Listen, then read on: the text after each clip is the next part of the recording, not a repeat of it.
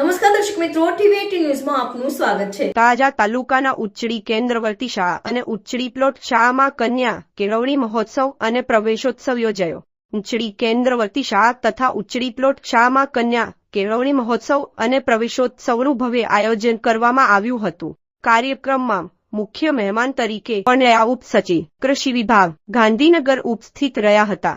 કાર્યક્રમમાં તળાજા તાલુકા પંચાયત પ્રમુખ ધીરુભાઈ સોલંકી, જિલ્લા પંચાયત સદસ્ય જયંતિભાઈ બામણીયા, તાલુકા પંચાયત સદસ્ય શિવાભાઈ દી, તાલુકા ભાજપા મંત્રી નરેશભાઈ બારૈયા, ઉચ્ચડી ગામના સરપંચ લખમણભાઈ ખેર તથા લાયજન અધિકારી અનિશભાઈ રત્નાણી વિશેષ ઉપસ્થિત રહ્યા હતા।